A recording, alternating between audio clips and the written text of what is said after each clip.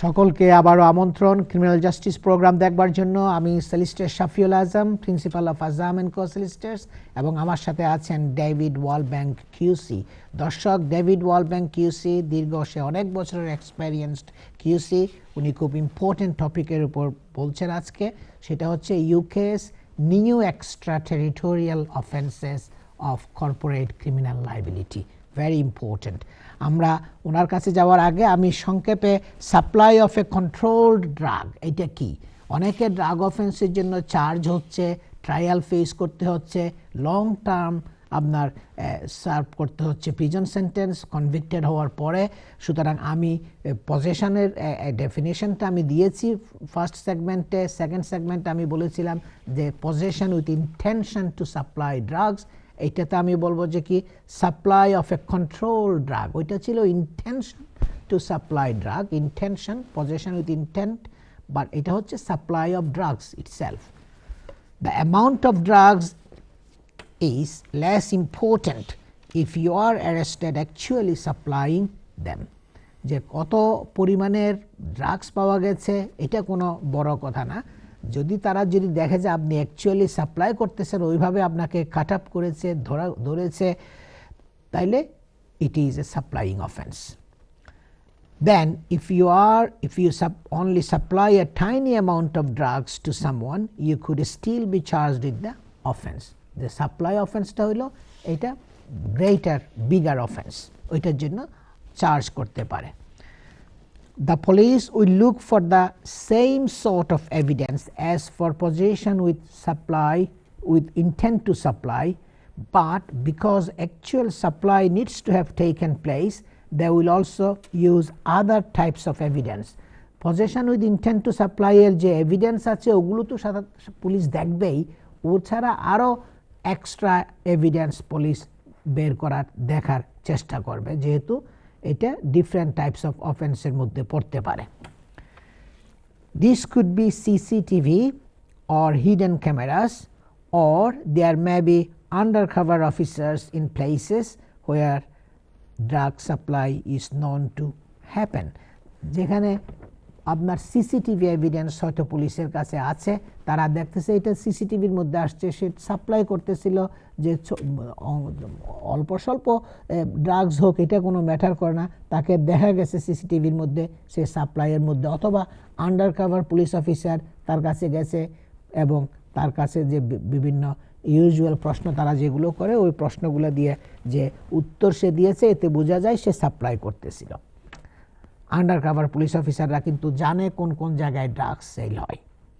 They might even use listening devices to record conversations. তারা listening device আছে পুলিশের, ওগুলো তারা ইউজ করতে পারে কনভারসেশন রেকর্ড করার জন্য।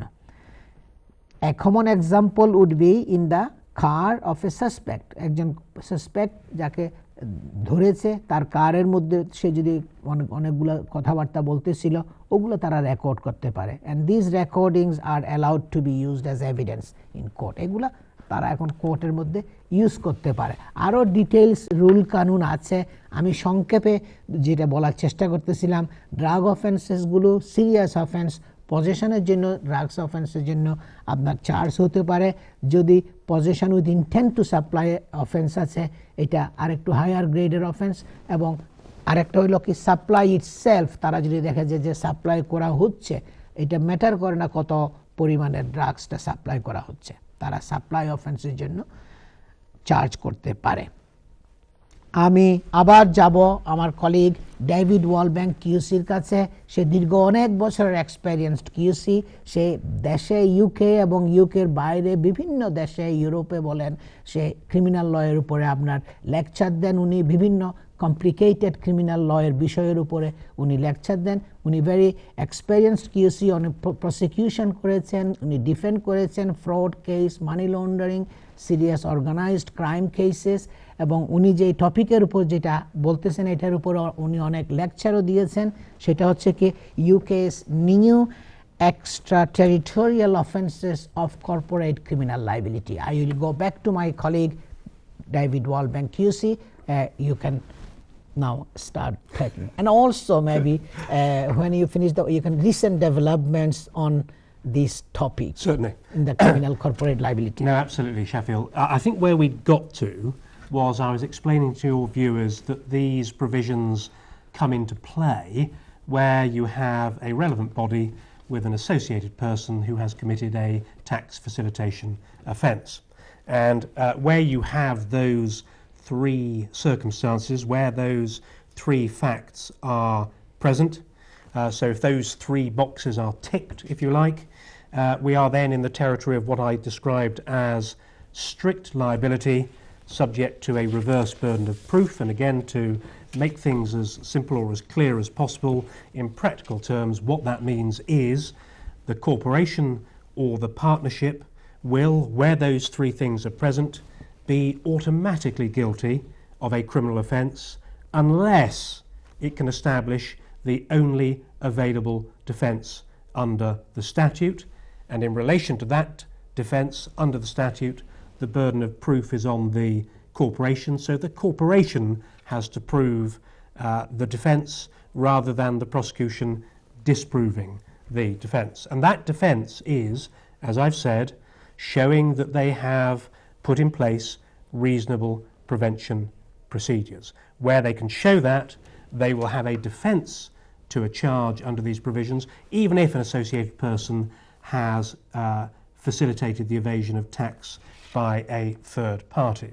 So I suppose the next question, Shafiul, is really what is meant by reasonable prevention procedures. Now, in relation to that, there is some guidance that has been issued by the government, actually pursuant to an obligation imposed on the Chancellor of the Exchequer by the Criminal Finances Act of 2017, Section 47 of the Act, for what it's worth. But Section 47 of the Act imposed on the Chancellor of the Exchequer a requirement to issue guidance for the use of the corporate sector regarding what would amount to reasonable prevention procedures and therefore constitute a defence under the Act. And for once, it is actually pretty helpful guidance. The first set of guidance that's been issued was issued on the 1st of September 2017, immediately before the relevant provisions came into force. They came into force on the 30th of September 17. I'm obviously not going to go into great detail about what the government's guidance is. We haven't got time, and it's quite a thick wad of paper. But I'll deal with it, if I may, in two ways. First of all, by looking at the 6 guiding principles which are set out in the guidance, which are, firstly, the need for a risk assessment to be conducted. Secondly, a requirement of proportionality, which means, according to the guidance itself, that the prevention procedures which are put in place must flow from and be dependent upon and, if you like, reflect the contents of the risk assessment that's been carried out. So you need to be able to draw a line, if you like, between the risk assessment that you've conducted and the formulation of the reasonable prevention procedures that you've put in place. The third guiding principle in the government's guidance is there must be what's called top-level commitment. So effectively board level, senior management must demonstrate a commitment to giving effect to these provisions. Fourthly, there needs to be due diligence. I probably don't need to explain that. Fifthly, there needs to be what's called communication, which is said to include training of the staff of the corporation or partnership. And sixth and finally, there needs to be monitoring and review. Now, I probably don't need to say any more about those 6 concepts because they're going to be familiar to any of your viewers who've ever had any dealing with corporate governance. They are familiar concepts for those of us involved in the corporate sector. The other way in which I can deal briefly with the question of what amounts to reasonable prevention procedures is to refer to the specific words of the government's guidance. Because what the guidance says is this. It says, and I'm quoting directly here, ultimately, relevant bodies need to sit at the desks of their employees, agents, and those who provide services for them or on their behalf, and ask whether they have a motive, and whether they have the opportunity, and whether they have the means to criminally facilitate tax evasion offences, and if they do, to work out how that risk can be managed. So just think about that for a minute. The guidance from the government says that effectively a corporation or a partnership needs to put itself in the shoes of all of its employees and all of its agents and all of those persons who are providing services for it or on its behalf, at their desks or wherever they are working, in any offices that it has, or indeed out of the office. And just think about it for a moment. For many corporations with offices worldwide and no doubt thousands of staff and other persons providing services for or on their behalf, that is, if you'll forgive my language, Shafiul, a hell of an undertaking on the part of the corporation. I mean, that's a big undertaking on the part of the corporation or partnership to basically try to look at everything through the eyes of all of its employees and agents and others working for it at their desks or indeed out of the office. That is what the government guidance says, and that is the essential approach that therefore needs to be taken to this provision of reasonable prevention procedures, putting in place reasonable prevention procedures so as to have available the statutory defence if one of your employees steps out of line and facilitates tax evasion by another. Now, if there's time, can I just say something now about the relationship between these criminal provisions and parallel civil and regulatory regimes? Again, I don't want to get too technical, but I say it for a very practical reason, because it seems to me that for many of your viewers who are engaged in the corporate sector, the first port of call, and it may be even the first instinct when they're dealing with these provisions, will be to turn to measures they've already got in place in relation to anti-money laundering and in relation to anti-corruption provisions. So if they are looking at the potential liability or the potential vulnerability under these provisions of their corporation or partnership, they may simply be tempted to look at stuff they've already done under anti-money laundering and anti-corruption provisions. I'm afraid, though, that it's pretty clear from the discussions that have taken place so far that it will not be regarded as sufficient simply to refer to or adopt or regurgitate work that's already been done in relation to anti-money laundering and anti-corruption procedures. It's very clear that the key tool in relation to this is going to be the risk assessment, and the fact that the procedures have to flow from the risk assessment.